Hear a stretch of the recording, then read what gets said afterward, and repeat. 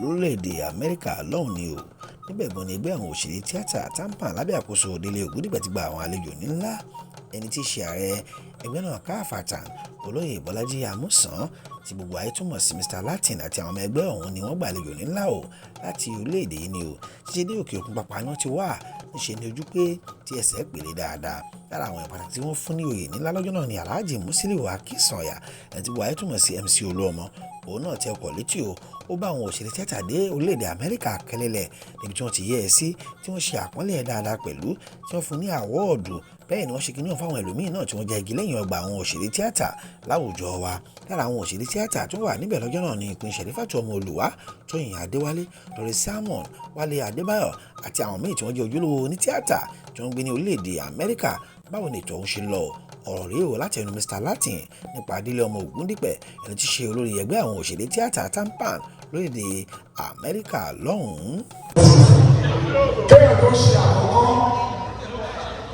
kí wọ́n tó sọ fún tó máa ṣe èkejì ó láti jẹ́ pé ìyẹn ní nǹkan tó ṣe ṣùgbọ́n má jẹ́ kókó sí ẹ lórí torí náà lè kókó sí lórí service to humanity ó ní gbogbo àwọn tó jẹ́ president lórí ni wọ́n lè jẹ́ president lẹ́yìn. You are just fortunate to be first among people. So nǹkan tó ń ṣe tí wọ́n rí yìí ó ti wọ ìlú àgbà ọlọ́run nígbà kó lọ́wọ́ rẹ̀. Nígbà tí wọ́n bá kẹ́ tí wọ́n débẹ̀ lẹ́nu mo lọ kí wọ́n bí aṣíwájú. Aṣíwájú ni wọ́n gbà tí wọ́n wà lórí oyè yẹn. Ṣùgbọ́n tó yóò wọ aṣíwájú yẹn a kì í rántí pé wọ́n ti kó lórí oyè.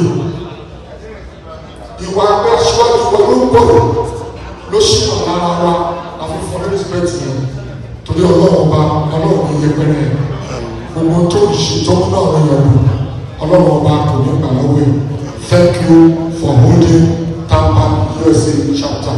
You are very very very proud. Congratulations.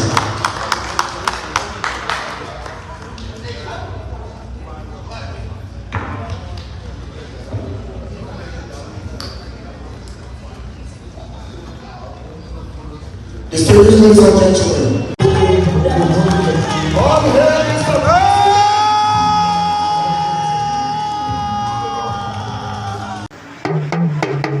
Alore TV. Alore TV.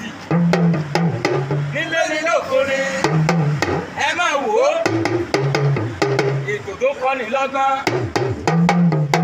Ètò tó